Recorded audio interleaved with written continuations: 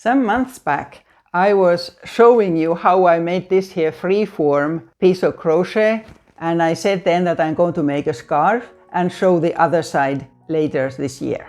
So that's what I'm doing now.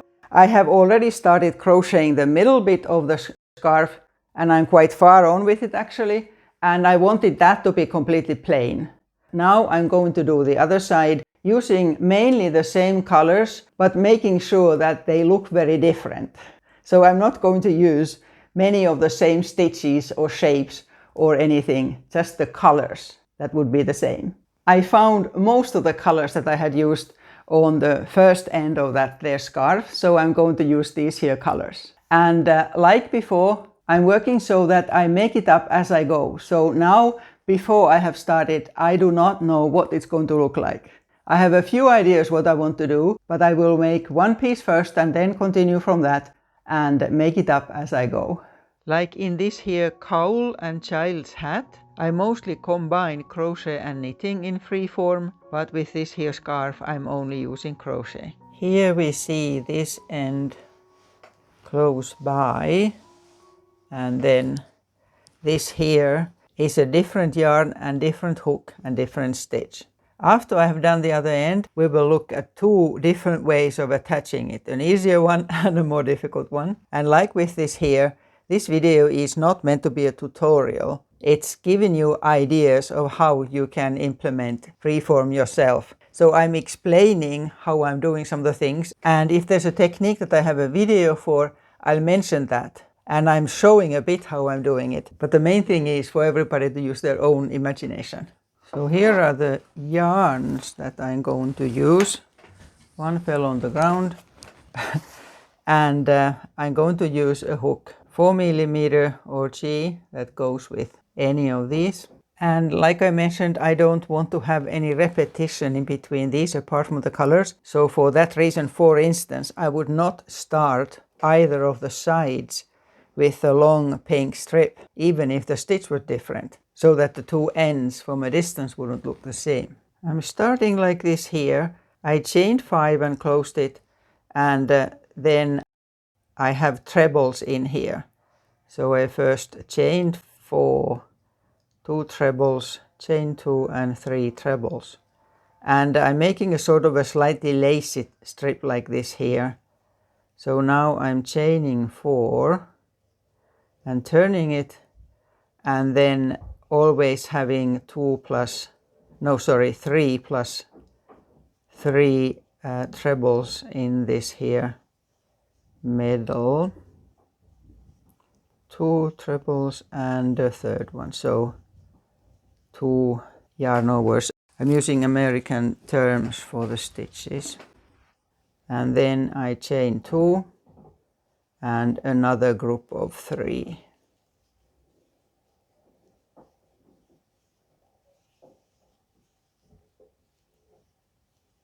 And by the way, remember that you can always slow a video down if you want to from the settings.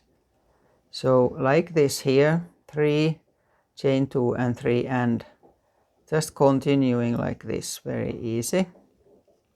Chaining 4 and then continuing like that there. The length of, I would say, 2/3 of this here. And again, because I don't want repetition, it will be important that it will not be the length either of this here or this here. I would say longer than either of them. Here I have that, and compared to this here one, it's this here length. And then eventually I will attach something to it, either by crocheting or sewing. And now I'm starting the next bit. I'm comparing it to this here so that we'll end up with the same size. I'm going to do a corner here. Don't need that now. And this is corner to corner crochet with these pixels. That's used a lot in making pictures of all sorts by changing the colors. But this here is a bit lighter. There's more stitches there, so it's sort of lazier. And you have 8 stitches when you go from one row to the next. And here you go into the 5th, 1, 2, 3, 4, 5, and you make a new pixel of 3 double crochets there.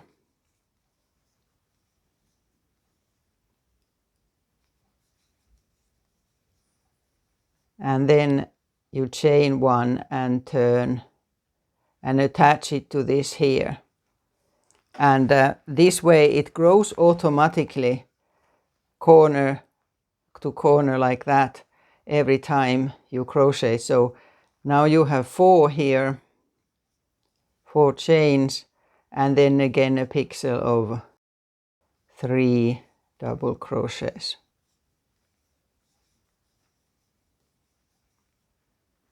And chain 1 and attach it to the next one, and then again chain 4. There is a step-by-step tutorial on my channel and I'm linking that too.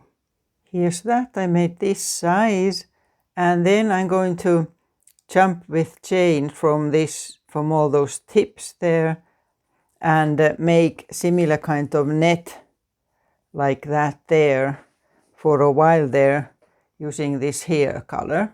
When you work like this, there's a lot of trying out how something works. I had already had these with 5 chains, but then it started to spread outwards. There were too many chains, and so now I have just 4, and now I decide that this doesn't turn the right way. I will want it to continue like that there. So how many will I have? I think maybe 3, no, 4 chains there as well, and then a treble. Let's see if that looks right. Yes, so like that there, and then after I'll have 5 here, and then I think 4. I have to try if these loops will be 4 or 5. So that's the way you would work. Keep trying out. Like that there. And then I'll make just a basic granny square that will be here in 3 colors or maybe 4. So this is where I am now. The scarf is 25 centimeters wide, so this still doesn't reach these here, so the middle is still to be done. But I made this here granny square that will be along the side, and then another one here. And what I'm doing now, I started making a half circle here in the middle, and it will be a bit bigger. And at the moment on this row I'm making popcorn stitches, so I'll make another one.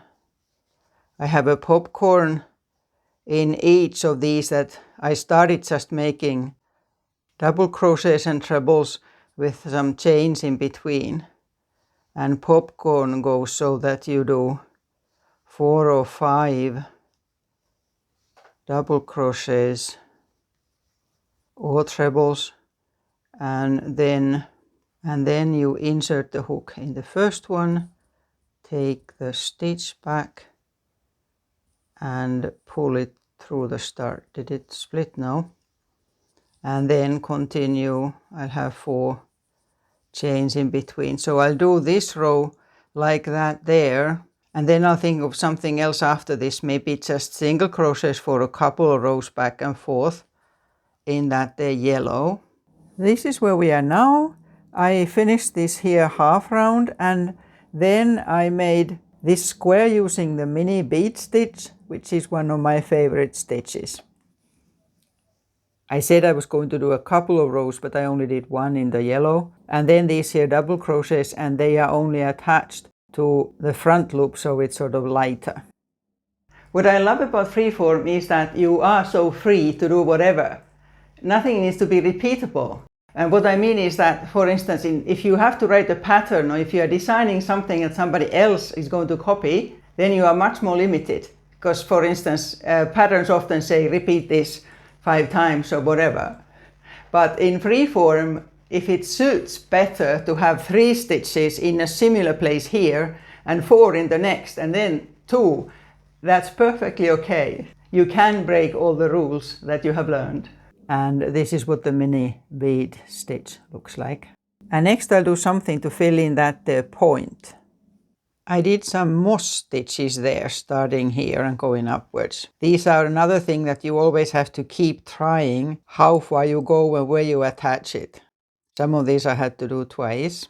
And now I think I'm going to do something pretty plain stitches back and forth here. I'm showing you one detail here when I'm starting to join these two pieces. Something similar to this you may often need to do when you are working with all shapes and sizes of pieces. I started to chain from here, but then here I decided that I did a double crochet here so that my stitch stayed in here, which allows me, without having to go back and forth, now to attach it to here. Just a small detail of something that can often be needed in this type of work. So now I have done this here, mesh in the middle there. It actually takes surprisingly long time because you constantly have to sort of try out how many stitches you need to do so that it stays the right shape. And many needed to do a couple of times, 2 or 3 times before getting it right. Plus, in walking back and forth between where I film and where I'm crocheting, I have dropped my best hook somewhere. Now I'm using this. This is the same size and it's a second best shape I have in this size, although it's a Tunisian hook with a hook at both ends. And the other one can't be far, I will find it. So now there is, this here will be the final length of it. And I don't want the top to be even like that because the other one isn't either. So there'll be something like that there. So now I have to decide what to do next. I have hardly used this here yarn, only there. So I'm going to use it now. And what I'll do is close this here point by just jumping here like that with short chains. That's there. It sort of closes that there. And then there's not much left to do.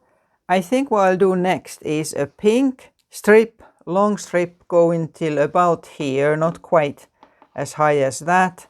And using this here, same kind of a lacy type of thing, but instead of trebles, I'm just using double crochet. I have that in here now. And with that, I decided to sew it on afterwards instead of sort of calculating where exactly it would need to be attached. And I actually worked on a bit more on it. Let's look at the whole thing. I sprayed it wet and let it dry overnight in between here now. So it's set much more nicely now. Again, shows the importance of blocking your work. Normally, of course, you would block it when it's finished, but I need to get this published today, so I did that overnight. So apart from this, I made these bobble stitches. You make the bubbles from the wrong side so that you sort of push them out. And they are done in a single crochet row, and then I have a double crochet row in between them, so they are a bit separated. There's a video for those. And then this here is the same as that there corner. I was a bit worried in putting two same type of things in the corners like that, but then that's smaller. So now it's very far on. I will need something here, and I could put something here, but I don't need to. I'll think about that. But I think for here, the best thing is a small roundish thing, because there are so many squarish things, so I want something round here. When I'm looking at this, what color would be best for here? Yes, to balance it out, this here. There's very little of this here yellow yet, so I'll make a yellow circle here. Like always in Freeform, you sort of need to test and see what fits somewhere. So I have one round done now with this here circle, just plain. But when I'm looking at it in this yarn, to make a second round using double crochets would make it too big. So I'll use half double crochets. I'll see. I ended up making one like that.